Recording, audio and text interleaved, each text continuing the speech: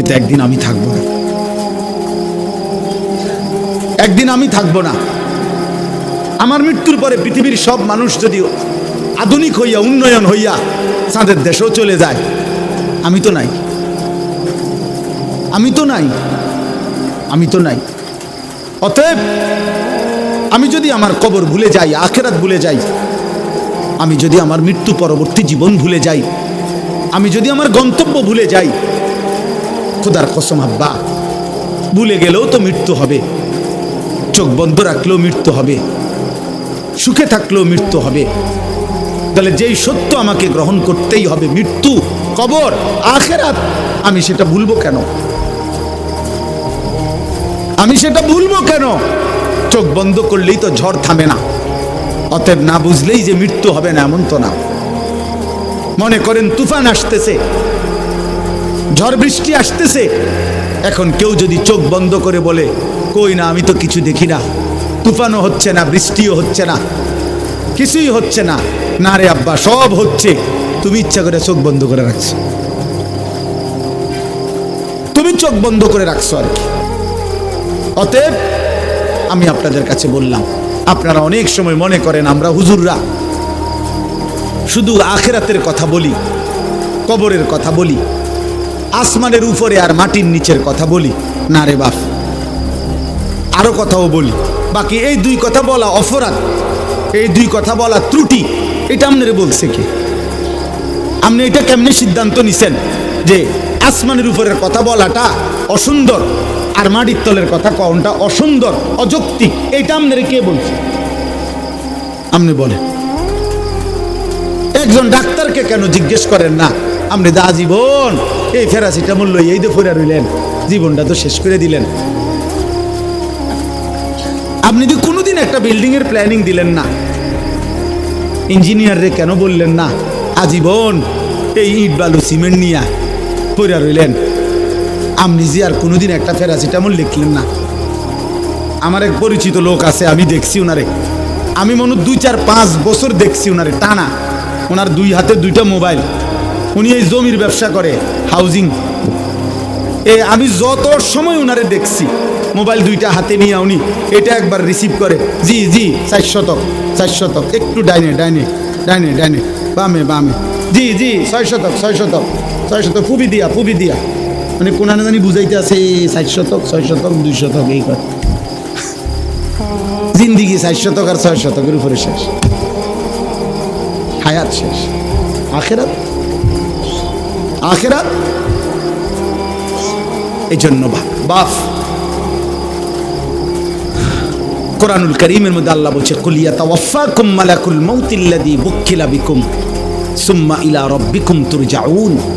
আল্লাহ বলে, বন্ধু আপনি বলে দেন, আপনি বলে দেন, আপনি বলে দেন, তোমাদের জন্য আমি আল্লাহর পক্ষ থেকে নির্ধারিত মালাকুল মউত আজরাইল অবশ্যই তোমাদের মৃত্যু ঘটাবে, জান কবজ করবে, অতঃপর তোমরা সকলেই আমি আল্লাহর কাছে একত্র হবে আখিরাত আখিরাতে। এটা ভুলে গেলে চলবে না আব্বা, এটা ভুলে গেলে চলবে। এই জন্য আমি অনুরোধ করছি, এই ওয়াজ মাহফিলের মূল মাকসাদ, আমার ছোট বুঝ, এটা আমার ছোট্ট বুঝ যে আখিরাত মনে রাখা। আমার জীবনের আরেকটা অংশ আছে, আমার জীবনের আরেকটা গন্তব্য আছে। 2-4টা ভালো কাজ, 3-4টা ভালো কাজ, আমার কথা রাগ হইয়েন না। 2-4টা 10টা ভালো কাজের দ্বারা পৃথিবীতে সমাজসেবক, মানব দরদি, জনদরদি হওয়া যায়। পৃথিবীর বাহাবা মিলে, কিন্তু আল্লাহর কসম জাহান্নাম থেকে মুক্তির জন্য, আখিরাতের সফলতার জন্য 4টা ভালো কাজ যথেষ্ট না, 6টা ভালো কাজ যথেষ্ট না। 23 বছরের মুকাম্মাল ইসলাম, 30 পারা পূর্ণ কোরআন আপনার আমার জীবনে শতভাগ বাস্তবায়ন করা জরুরি। খামখেয়ালি করবেন না। আখিরাত 30,000 টাকা না, হাসরের মাঠ জান্নাত টাকা 30,000 না। মসজিদে টাকা 30,000 দিছেন, 4টা ফ্যান কিনে দিছেন, 2 কাতার টাইস করে দিছেন, জান্নাতের বুঝ হয়ে গেছে না? হ্যাঁ, জান্নাত কিতা? 2টা রুম আর একটা বারিন্দা। বহু সাবধান। আমি বললাম বহু ধনাঢ্য ব্যক্তি, বহু সম্পদশালী ব্যক্তি শুধু সাদাকা মানে শুধু দান সদকাকেই মনে করে আখেরাত,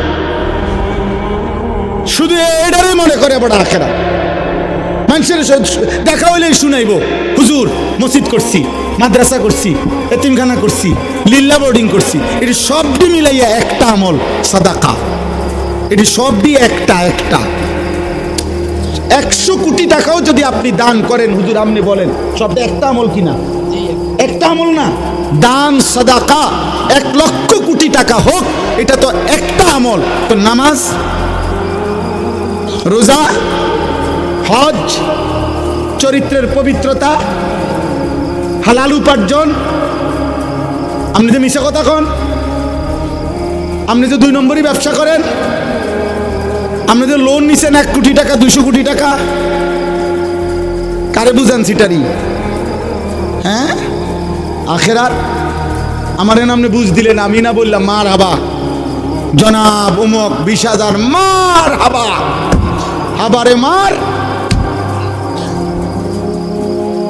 ঠিক আছে, মার হাবা তো ঠিক আছে, কিন্তু আসমানওয়ালা খোদার কসম তিনি জিজ্ঞেস করবে কিয়ামতের দিন, বান্দা মিন আইনা ইকতাসাবা ওয়া ফীমা আনফাকা। আল্লাহ তাআলা বলবেন, আমার বান্দা হিসেব দাও, একটা একটা টাকা কোত্থেকে উপার্জন করেছো, একটা একটা টাকা কোথায় ব্যয় করেছো। আমি আপনাদেরকে দানের নিরুৎসাহিত করছি না, সতর্ক করছি। আমার এটা একটা ভয়, অসংখ্য আল্লাহর বান্দা এমনও হইতে পারে দান সৎকা করে গেছে, আমি তারে কেবল বাহবাই দিয়ে গেছি, কিন্তু হারাম থেকে যে বাঁচা দরকার। সুদের টাকা দান করলে যে কবুল হবে না, ঘুষের টাকা দান করলে কবুল হবে না, ওজনে কম দেওয়া টাকা দান করলে কবুল হবে না, 2 নম্বরই 6 নম্বরই টাকা দান করলে এটা কবুল হবে না, হবে না, হবে না, দৈন্তার নয় কান না। এ কথা যদি আপনারে আমি না বলি, হতে পারে আখেরাতে আমি আটকায় যাব। ওই লোক বলবে আমি দিছিলাম, হুজুররা আমারে কিচ্ছু কয় নাই। নাইলে আমি আরেকটু চেষ্টা করতাম, আরেকটু নয়তো চেষ্টা করতাম হালাল হারামের পার্থক্য করার, কিন্তু হুজুর এত বিষয়টা আমার এরকম ক্লিয়ার করছে না, আমার কেবল মারহাবা না দিল। তখন কি হবে আব্বা? তখন তো আমি আটকায় যাব। আজকে মনে করেন এখানে যদি আমরা 500 লোক হই, আর এখন যদি 1 ঘন্টা সময় পার হয়, তো 500 ঘন্টা পার হইছে 500 জনের। এই 500 জনের 500 ঘন্টা আল্লাহর কসম, আল্লাহর পক্ষ থেকে আমার কাছে আমানত। আমাকে এর হিসাব দিতে হবে। আমাকে 1 ঘন্টার হিসাব দিতে হবে না, 500 ঘন্টার হিসাব দিতে হবে। কারণ এই মানুষগুলো আল্লাহর কথা শুনতে বসছিল। এই জন্য আপনাদের কাছে আমি অনুরোধ করছি, আপনি পুরা দিন মানতে হবে। যদি বলেন হুজুর আপনার মধ্যে তো ত্রুটি আছে, হ্যাঁ আমার মধ্যেও ত্রুটি আছে, আমি খোলা কণ্ঠে বললাম, আপনি আমার জন্য দোয়া করেন। কথা বোঝেন নাই? আপনি যদি বলেন অমুক হুজুরের মধ্যে তো ত্রুটি আছে, তো আপনি ওনার লেগে দোয়া করেন। আপনাদের জন্য আমরা দোয়া করি কিনা? কথা বলেন না? তো আপনারা আমার জন্য দোয়া করবেন। আল্লাহ হুজুরদের, আপনার চোখের যেই হুজুর ত্রুটি, আপনি ওই হুজুরের লেগে একটু দোয়া করেন যে আল্লাহ এ হুজুররাও নেককার বানায় দেন, আল্লাহ হুজুররাও জাহান্নাম থেকে বাঁচায়া দেন। আমার হুজুর মানে কি জান্নাত থেকে আইছে, তাই না? হুজুর হিসাব দিতে হবে না? আখেরাতে হিসাব দিতে হবে কি না বলেন? অতএব বাপ, এই কোনো রকম খামখেয়ালি করা যাবে না। আখেরাত খামখেয়ালি না আব্বা। 1-2টা ভালো কাজের নাম আখেরাত না, পুরা দিন মানা, পুরা দিন মানা। সমস্ত গুনাহ আপনি ছাড়তে হবে, সমস্ত আমল আপনি করতে হবে। আপনি মুসলমান, আপনি মুমিন, আমি মুসলমান, আমি মুমিন। আমাকে সমস্ত গুনাহ ছাড়তে হবে, সমস্ত গুনাহ ছাড়তে হবে। আজ কি পরিমাণ মুসলিম যুবক মাদকাসক্ত, আজ কি পরিমাণ মুসলিম যুবক নারী নিয়ে ব্যস্ত। 16 বছরের ছেলে, 18 বছরের ছেলে, আপনি খবর লাগান, চোখের চেহারার দিকে তাকায় দেখেন, এই বড় মোবাইলে এই পরিমাণ নর্তকী আর উলঙ্গ ছবি দেখে ফেলছে। আমার মনে হয় না বিগত 60 বছরের কোনো বয়স্ক লোক 60 বছরও যদি টানা টেলিভিশন দেখা থাকে, উনি 60 বছরে যত নারী দেখে নাই, 3 দিনে মুসলমানের অগণিত কিশোর যুবক মোবাইলের এই সুযোগ পেয়ে উলঙ্গ নারী যে পরিমাণ দেখছে। এটা আব্বা, এটা দুষ্টামি না, এটা অসভ্যতা। দুষ্টামি আমরাও করছি ছোটবেলায়, আমাদেরও ছোটবেলায় আমগরে কইতো দুষ্টামি করস কি। জোহরের খানা আমরা আসরের সময় খাইছি, মামু দম দিছে তুই বেশি দুষ্ট হয়ে গেছ, কোন টাইম ধরে তোরে ডাকতেছি ভাত খাইতি, আয়স থাকেন। এটা ছিল দুষ্টামি। হাডুডু খেলতে নামছি, খেলার মাঠ থেকে উঠা আসি নাই তো মামা দাদা দমক দিয়ে আনছে, সাইকেল চালাইতে দিছে, সাইকেল চালাইছি লম্বা টাইম। পুকুরের পারে বট গাছ আছিল, বট গাছের মধ্যে একটা ডাল পুকুরের দিকে নামানো ছিল, বারবার গিয়া গিয়া লাফাই লাফাই ওটার থেকে পানির চাপ দিয়ে পড়ছি আর ডুবাইছি। এটারে বলতো দুষ্টামি। আমগো আমলের দুষ্টামি ছিল, এটারে বলতো রে আব্বা। সাইকেল বেশি চালাইছি, দুষ্টামি করছি, এটা বলতো। কিন্তু তোমরা তো আব্বা আজকের কিশোর নওজোয়ান, তোমরা তো দুষ্টামি করছো না, তোমরা তো অসভ্যতা করছো। এটা তো দুষ্টামি না, সারা রাত দিন মোবাইলে উলঙ্গ ছবি দেখা, নর্তকী দেখা, জিনার ব্যভিচারের দৃশ্য দেখা, উলঙ্গপনা দেখা, এটা দুষ্টামি না, এটা চরিত্রহীনতা, এটা লাম্পট্য, এটা অসভ্যতা, এটা অসভ্যতা, এটা বেহায়াপনা, এটা বেহায়াপনা। বিবাহ বহির্ভূত ছেলে মেয়ে, নারী পুরুষ, সহপাঠী আর সহকর্মী অথবা আপনজন কিংবা আত্মীয় স্বজন, খোদার কসম বিবাহ বহির্ভূত ছেলে মেয়ে নারী পুরুষের যেই কোনো রকমের শাহওয়াত, আসক্তির যত সম্পর্ক, যেটাকে আপনারা ভালোবাসা বলেন, যেটাকে প্রেম বলেন, যেটাকে রিলেশন বলেন, শব্দ যত ভদ্রচিতই বলেন, আল্লাহর কসম বিবাহ বহির্ভূত সহপাঠী সহকর্মী সমবয়সী হোক আর যাই হোক, ছেলে মেয়ে নারী পুরুষের যাবতীয় হারাম সম্পর্ক, এটা জিনা, এটা ব্যভিচার, ব্যভিচার, ব্যভিচার, ব্যভিচার, এটা বেটা, এটা জিনা, জিনা।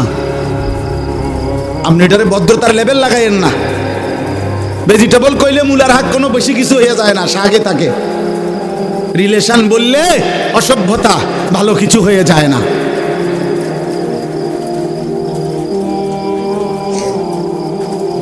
অতএব এটা জরুরি।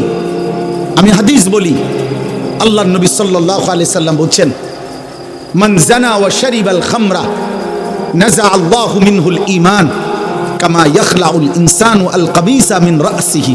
তাফসীরুল মুনির, আরবি ভাষার বিখ্যাত তাফসীর, নির্ভরযোগ্য হাদিস, এটা সনদ সহিহ। এটা আল্লাহর নবী সাল্লাল্লাহু আলাইহি সাল্লাম বলেছেন, আহা, যে ব্যক্তি ব্যভিচার করে, জিনা করে এবং মদ পান করে, নবীজি বলছেন আল্লাহ তাআলা তার দিল থেকে, তার কলিজা থেকে, তার অন্তর থেকে ঈমান এভাবে টেনে বের করে ফেলে, মানুষ তার গায়ের পোশাক দেহ থেকে যেমন খুলে ফেলে।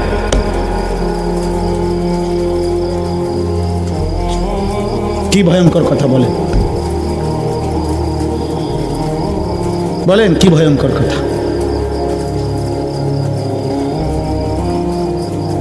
আল্লাহ রসুল বলছে আল্লাহ তাআলা তার অন্তর থেকে ঈমান নাযা, টেনে বের করে ফেলে, মানুষ যেমন তার গায়ের জামা খুলে ফেলে। রাসূলুল্লাহ সাল্লাল্লাহু আলাইহি ওয়াসাল্লাম বলছে, মান শারিবাল খামরা তারাকাস সালাহ ওয়া ওয়াকা আলা আম্মাতিহি ওয়া খালাতিহি। আল্লাহ, যে মদ পান করে, নেশাখোর, মদখোর, গাঁজাখোর, ফুট্টাখোর, বাবাখোর, ডালখোর, ইয়াবাখোর, হারামখোর, আল্লাহ রসুল বলছে তার নামাজ ছুটে যায়। সবচেয়ে জঘন্য কথা নবী বলছে, এই মদখোর, নেশাখোর, নাফরমান অচিরেই অচিরেই তার আপনজন, মামি, চাচি, ফুফি, খালা, চাচাতো, মামাতো, ফুফাতো, খালাতো বোন, এমন নিকটাত্মীয়ের সাথে জিনা, ব্যভিচার করতে উদ্যত হয়। এজন্য প্রত্যেক নেশাখোর ব্যভিচারী, প্রত্যেক ব্যভিচারী নেশাখোর। এই তিন জিনিস এক ক্ষতি এনে তিন দাগ। যেখানেই মদ সেখানেই নারী, সেখানেই গান বাদ্য। যেখানেই নারী সেখানেই মদ, সেখানেই গান। যেখানেই গান বাদ্য সেখানেই মদ, সেখানেই নারী। এই তিন জিনিস, মদ, নারী, গান, এক খতিয়ানে তিন দাগ।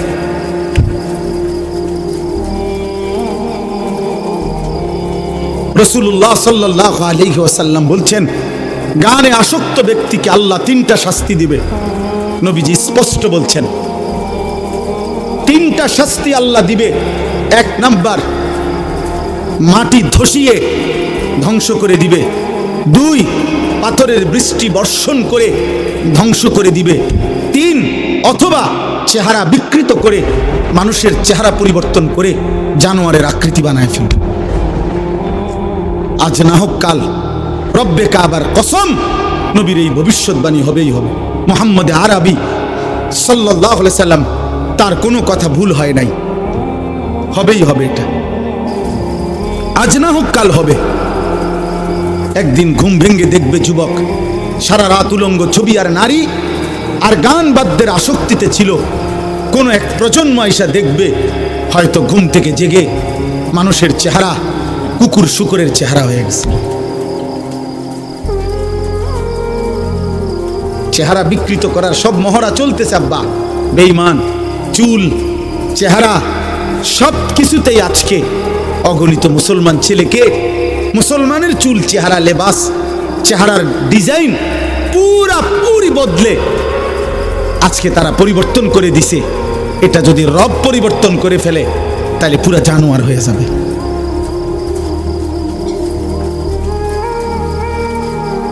হ্যাঁ, এই জন্য আমি স্পষ্ট বললাম, আখিরাতের জন্য সবগুলো গুনাহ ছেড়ে দিতে হবে।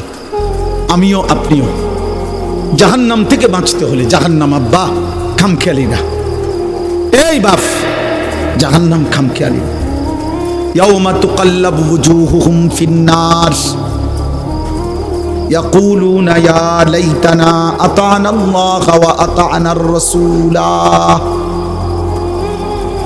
আল্লাহ বলে, বান্দা, জাহান্নামের মধ্যে নাফরমানদের চেহারাগুলো দুনিয়ার উত্তপ্ত কড়াইয়ের তেলের মধ্যে যেভাবে মাছ এই পিঠ ওই পিঠ চাপ দিয়ে দিয়ে ভাজি করে, আল্লাহর কসম আল্লাহ বলে, জাহান্নামীর চেহারা জাহান্নামের আগুনে ফেরেশতারা এইভাবে উলট পালট করে পোড়াইতে থাকবে। ইয়াকুলুনা ইয়া লাইতানা আতা'না আল্লাহ ওয়া আতা'নার রাসূলা। জাহান্নামী নাফরমান প্রতি সেকেন্ড সেকেন্ড চিৎকার করবে আর বলবে, হায় আমার মন্দ কপাল, আফসোস, আমি যদি আল্লাহ এবং রাসূলের আনুগত্য করতাম, আনুগত্য করতাম। কোরআনুল কারীমের মধ্যে আছে, আল্লাহ বলেন, ওয়ালাউ তারা ইদিল মুজরিমুনা নাকিসু রুউসিহিম ইনদা রাব্বিহিম। আল্লাহ বলে, বন্ধু, হাসরের ময়দানে দেখবেন নাফরমান পাপী লজ্জায় অপমানে মাথাটা নুয়ে আমি আল্লাহর সামনে দাঁড়িয়ে থাকবে আর বলবে, রব্বানা আবসারনা ওয়া সামি'না ফারজি'না না'মাল সালিহান ইন্না মুকিনুন। নাফরমান বলবে, আল্লাহ, আজ হাসরের ময়দানের সব কিছু আমি নিজ চোখে দেখলাম, ওয়া সামি'না, আমি নিজ কানে শুনলাম, ইন্না মুকিনুন, আজ আমি হাসরের সব কিছু বিশ্বাস করলাম। ফারজি'না না'মাল সালিহান, মাওলা আমারে আর একটা বার হাসরের ময়দান থেকে দুনিয়ার জীবনে ফেরত পাঠান, এবার যদি আমি যেতে পারি না এক আমল করব। আল্লাহ বলবে, না বান্দা, আমি তো চাইলে দুনিয়াতেই বাধ্য করে জাহান্নাম দেখিয়ে আযাবের এক ফোঁটা চিহ্ন দুনিয়ায় থাকতে দেখাইয়াও আমি ইচ্ছে করলে তোমার আনুগত্য নিতে পারতাম। ওয়ালাউ শি'না লাআতাইনা কুল্লা নাফসিন হুদাহা, আমি তো চাইলে পারতাম বান্দা, পারতাম। আমি যদি দুনিয়ার জমিনে এখন কাউকে এক সেকেন্ডের জন্য জাহান্নামের এক নজর দেখাইতাম, তাইলে তো আর কোনোদিন নামাজ ছাড়তা না। আমি যদি কবরের আযাবের এক দৃশ্য যদি এক সেকেন্ডের জন্য দেখাইতাম, তাইলে তো আর কোনোদিন আমার বন্দিগি ছাড়তা না। আল্লাহর নবী বলেন, ইমানদার কোন নাফরমানের লাশ যখন খাটিয়ার মধ্যে করে কাঁধে তুলে নিয়ে যখন কবরস্থানের দিকে নিয়ে যায়, আল্লাহর কসম নবী বলেন, উম্মত যদি একবার নাফরমানের একটা চিল্লানি যদি তোমরা শুনতা, তাইলে এই কায়নাতের কেউ কোনোদিন কোনো মানুষকে কাঁধে তুলে নিয়ে লাশের খাটিয়া কবরস্থানে নিত না। কোনো লাশ আর দাফন হতো না, লাশগুলো রাস্তার মধ্যে কুত্তার শুকর বিলাই কামড়ায়া খাইতো।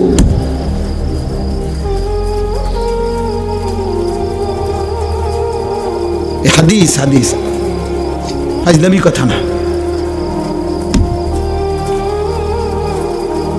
আল্লাহ বলেন, আমি চাইলে পারতাম বান্দা, ওয়ালাউ শাআ রাব্বুকা লাআমানা মান ফিল আরদি কুল্লুহুম জামিআ। আল্লাহ বলে, তোমার রব চাইলে তো সকলকেই ইমানদার বানাইতে পারতেন। ফালাউ শাআ লাহাদাকুম আজমাইন। আল্লাহ চাইলে তো সকলকেই হেদায়েত দিতে পারতেন কিনা বলেন না? এখানে আমরা যারা বসছি, আমাদের প্রত্যেককে দিয়ে সেজদা করাইতে আল্লাহর পক্ষে সম্ভব? বলেন না কেন? এই যুবক বলো না। পারতো। এশার নামাজ না পড়ে নাফরমান তোমরা যারা এক ওয়াক্ত নামাজ পড়ো না, খোদার 365 দিনে কোনদিন যেই নাফরমান ফজরের নামাজ পড়লি না, এক বছরে কোনদিন মুসলমানের বাচ্চা, তোর মা, তোর বাবা, তোর অভিভাবক, তোর সমাজ তোকে কোনদিন বলল না যে ফজরের নামাজ পড়তে যদি একদিন ভোরবেলা আল্লাহর কোন ফেরেশতা তোর ঘাড় ছাইয়া একটা থাপ্পড় দিত, তো তোর বংশের 14 গোষ্ঠী আর কোনদিন সেজদা না দিয়ে ঘুমাইতো না। আল্লাহ চাইলে পারতে, কিন্তু আল্লাহ বলেন, আমি চাইছিলাম বান্দা না দেখে, আমার রসুলের কথা শুনে, আমার কোরআনের কথা শুনে, আমার মনোনীত উলামা, কত ইমাম, কত খতিব, কত আলেম, কত বক্তা, কত ওয়ায়েস, কত পীর, কত বুজুর্গ, কত আউলিয়া, কত চিৎকার করছে রে বান্দা, কত কাঁদছে রে তোর সামনে, কতবার বলছে। সেদিন যদি তাদের কথা তুমি বিশ্বাস করে আমার গোলামি করতা, আজ আমি হাসরের ময়দানে নিজ হাতে জান্নাত তুলে দিতাম। তুমি কদর করলা না, তুমি কদর করলা না। অতএব আপনারা আলহামদুলিল্লাহ দুনিয়া খুব বুঝেন। দুনিয়া আমি আর নতুন করে বুঝানোর, ওই যে বললাম আগের কথাটা, মাটির তলের কথা আর আসমানের উপরের কথা, এটা বুঝেন না লোক কম তো আব্বা। দুনিয়া বুঝানোর লোক আলহামদুলিল্লাহ প্রচুর আছে, প্রচুর আছে। এই আমি দেখছি আপনার খেতে যে কাম করে, এই কৃষি সবজি করে, আমার বাসার পাশেও এইখানে এই যে সবজি যারা করে, এগোরও আপনার দেখছি প্রাইভেট কার দিয়ে আইসা, একেবারে স্যুট বুট পরা ভদ্রলোক, টাই পরুন না, 4-6 জন আইয়া বুঝা। আর আমি বুঝি, আবার আমি বুঝাইতাম যে ভাই আসেন আজকের মাহফিলে আমরা শুনি একটি অটো সুন্দরভাবে কিভাবে চালাইতে হয়, এটা আমি বুঝাইতাম। কথা কয় না মোফাজ্জল ভাই, এটা বুঝাইতো নাকি? এটা কিটা বুঝা, এটা অটো চালাইতে এটা বোঝানোর কি দরকার? ওইটার লগে 2 দিন আটলেই তো হইল। দুনিয়াতে একেবারে সহজ, দুনিয়া একদম সহজ, দুনিয়া একদম সহজ। দুনিয়া, আরে ভাইয়া 200 কোটি মুসলমান যদি 400 কোটি হাত একত্র করেও 24 ঘন্টা দুনিয়া উপার্জনের জন্য চেষ্টা করে, আল্লাহর কসম কাফের বেঈমানদের সমপরিমাণ দুনিয়া ইমানদারের হবে না, হবে না, হবে না, হবে না। আল্লাহ দিবে না, আল্লাহ এটা ওয়াদা দিয়ে রাখছে, ওয়াদারনি ওয়াল মুকাদ্দিবিনা উলিন নামাতি ওয়া মাহিলহুম কালিলা। আল্লাহ বলছে মিথ্যাবাদী নাফরমানদেরকে কিছু সময়ের জন্য দুনিয়া দিয়ে দাও। বান্দা মোমেন সেজদা দিয়ে আমার কাছে আইসো, আমি আল্লাহ তোমার চাহিদাও পূর্ণ করব জান্নাতে। তোমার চাওয়া শেষ হইলে আমি নিজের থেকে কোটি কোটি কোটি কোটি আরো দিতে থাকব, আমি সব দেব জান্নাতে। দুনিয়া শুধু খোরাকি। আমার বাসার রাজমিস্ত্রি কাজ করছে, ওর লগে চুক্তি হইলো, সিস্টেম কইছে, হে হুজুর ডেইলি 8 জন কাজ করব, কর্মচারী আমরা 600 টাকা করে ডেইলি হাজিরা দিয়ে যাবেন রোজ। আর ছাদ ডালাইয়ের পরে স্কোয়ার ফিট মাইপা আপনার 280 টাকা করে যত আসে বাকি টাকাটা দিবেন। এইটা হইলো হিসাব। আমি বুঝছি এইটা আমাকে হিসাব। আল্লাহ আমারে বলছে, বান্দা তুমি শুধু ইমান আমলের সাথে দুনিয়া খোরাকিটা কোন রকম নিয়ে আসো, খাইয়াইও, বাকি যা হিসাব কইরা জান্নাতে আমি দিয়ে দেবো তোমার। শুধু দিন খোরাকি না, হ্যাঁ ডেইলি খোরাকিটা শুধু না। এই জন্য ইমানদার খোরাকি নেয়। এই জন্য ইমাম সাহেব 10,000 টাকা বেতনে 1 মাস চলে, 8,000 টাকা বেতনে 1 মাস চলে, 12,000 টাকা বেতনে 1 মাস চলে, কিস্তি নাই, কিন্তু মাসে 1.5 লাখ টাকা ইনকাম, কিস্তি চলে 4টা। আরো আমারে তো কতজনে বলছে খাস করে দোয়া করতাম এই কিস্তি লেগে, মানে এমন দোয়া করতাম যাতে কিস্তি 4টা 8টা হয় না। তো খাস করে দোয়া করলে কি করতো, কিস্তির উপরে দোয়া তো আমনে লেগে এইটাই যে হুজুর দোয়া করবেন কিস্তি চলে 4টা, তার মানে আরো যাতে 4টা বাড়ে কিস্তি।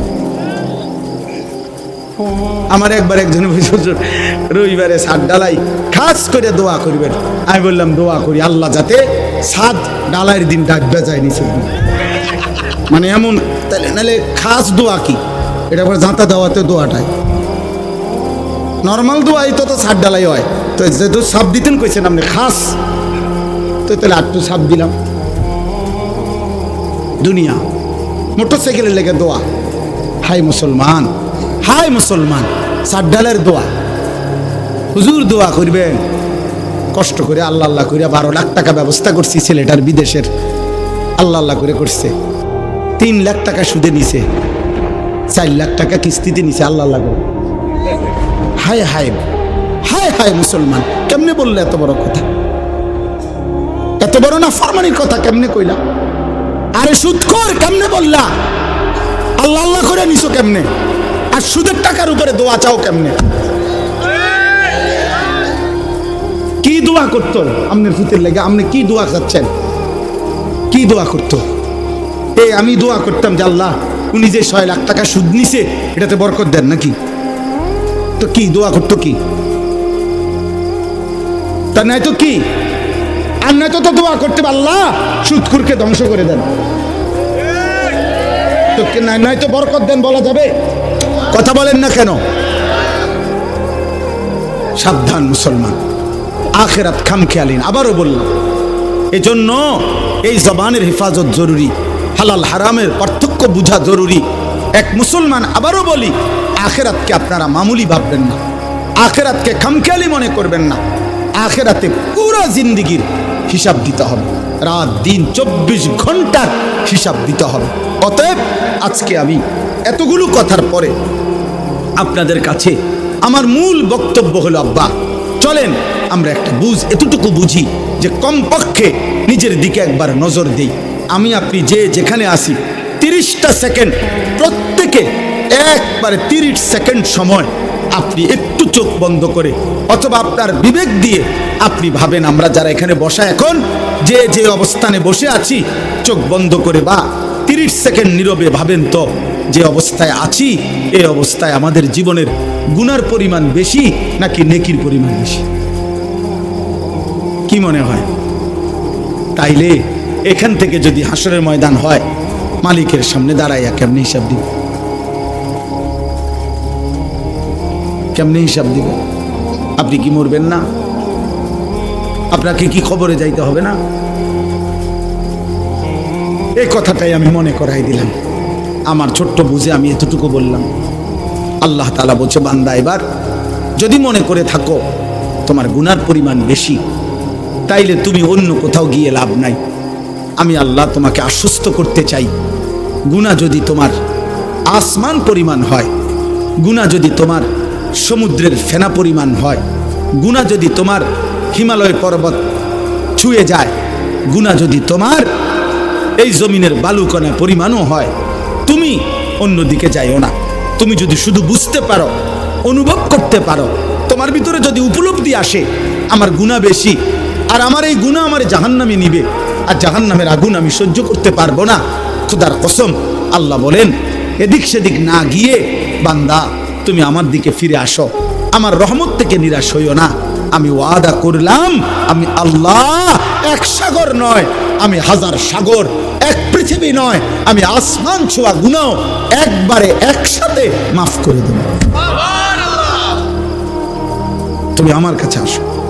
এই কথাইটাই এখানে 24 নম্বর পারা 39 নম্বর সূরা, সূরা জুমার, এই সূরার 53 নম্বর আয়াত।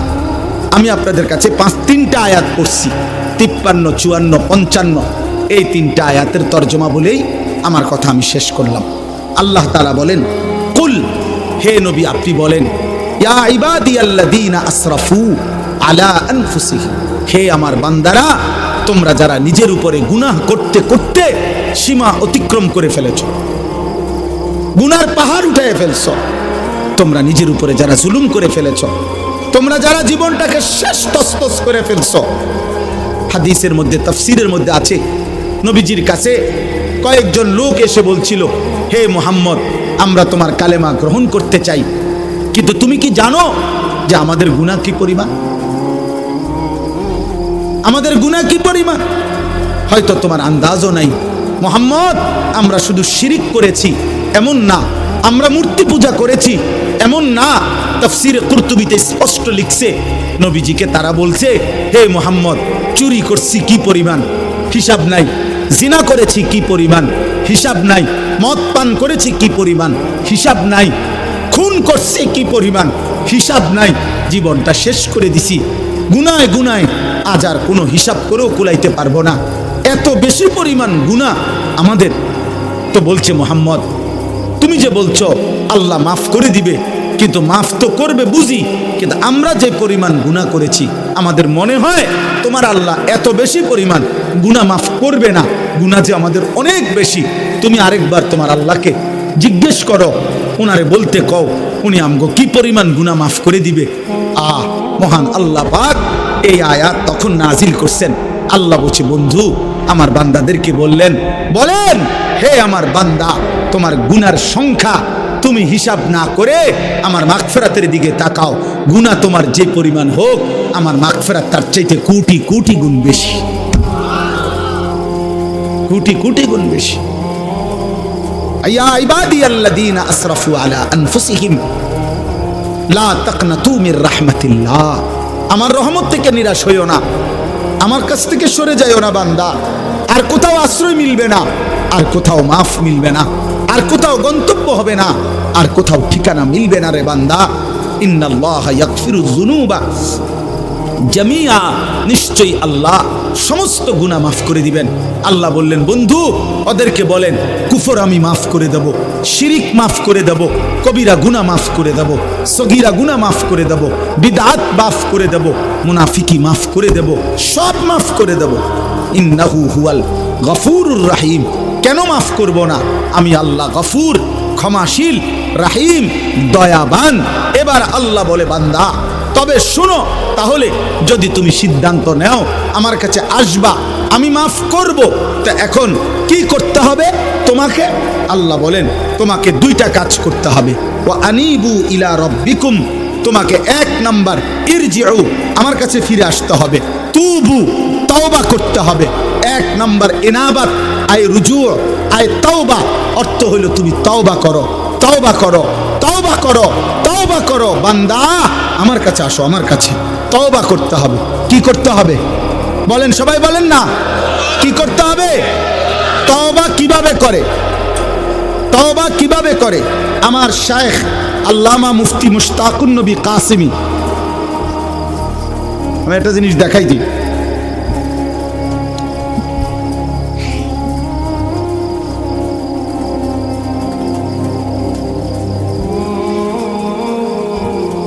এই দেখেন, এখানে আমি এই সাদা কাগজে লিখছি চ আকার চা, দেখছেন নি? এটা চ আকার চা, কি লিখছি? তাহলে এইটাই তো চা, ঠিক না? না না, এটা চায়ের শব্দ, এটা চায়ের শব্দ। সাফাতা, চিনি, পানি, এই 3 জিনিস একত্র হইয়া যেটা হয় এটারে কয় চা।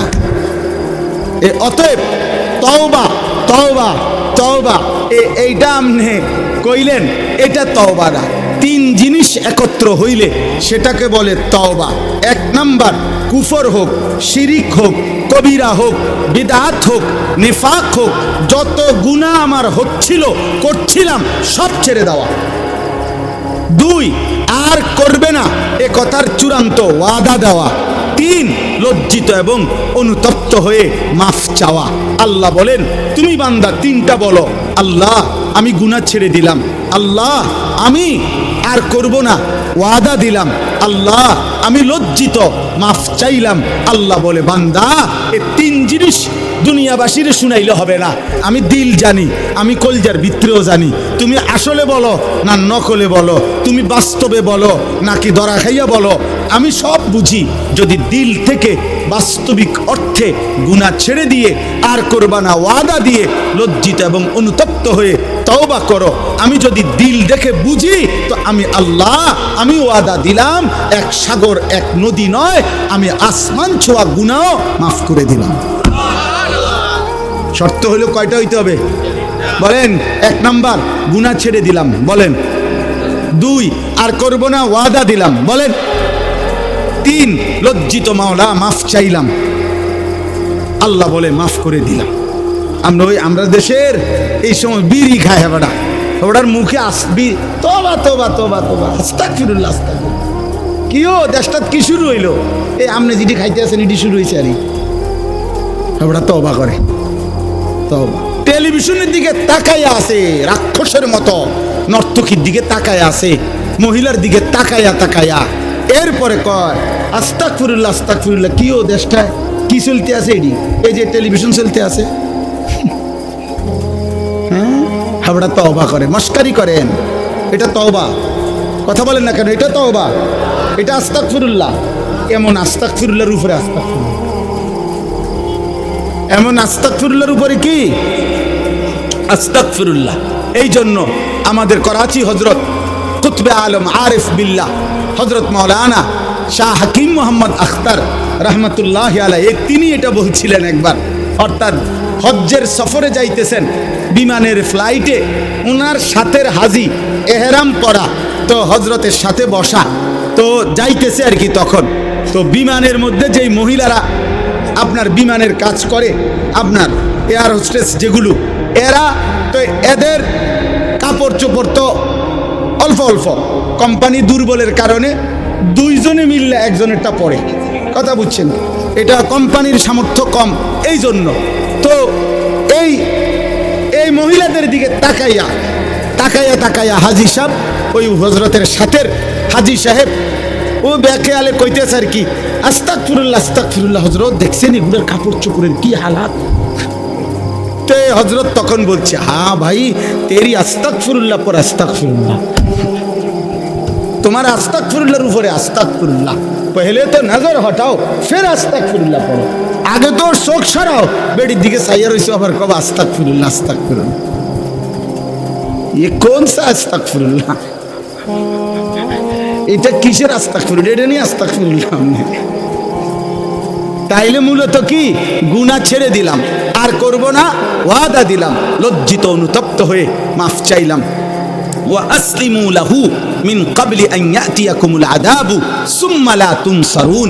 আল্লাহ বলে প্রথম হইল তওবা করো, দুই নাম্বার হইল এখন থেকেই আজকের থেকেই যেদিন তওবা করলা, যেদিন বুঝলা, সেদিন থেকেই আমার আনুগত্য শুরু করে দাও। এখন থেকে আর পিছনের গুনাহ আর করবা না, আমার হুকুম ছাড়বা না। আজই নামাজ শুরু করো, আজকেই শুরু করো, আজকেই শুরু করো, আজকেই শুরু করো। আল্লাহ তৌফিক দান করেন। আল্লাহ বলে বান্দা এই দুই কাজ তওবা করো এখন, আনুগত্য আমার ইবাদত শুরু করো এখন। মৃত্যু আসার আগে আগেই, মৃত্যু আসলে আর তোমাকে সাহায্য করা হবে না, আর সাহায্য করা হবে না। তৃতীয় আয়াতে আল্লাহ বলেন ওয়াত্তাবিউ আহসানা মা উনজিলা ইলাইকুম মির রাব্বিকুম মিন ক্বাবলি আন ইয়াতিয়াকুমুল আযাবু বাগতাতাও ওয়া আনতুম লা তাশউরুন। আল্লাহ বলেন আবারও বলছি, আমি যেই শ্রেষ্ঠতম কিতাব কোরআন নাজিল করেছি, আমার কোরআন মৃত্যু আসার আগে আগেই আনুগত্য করো।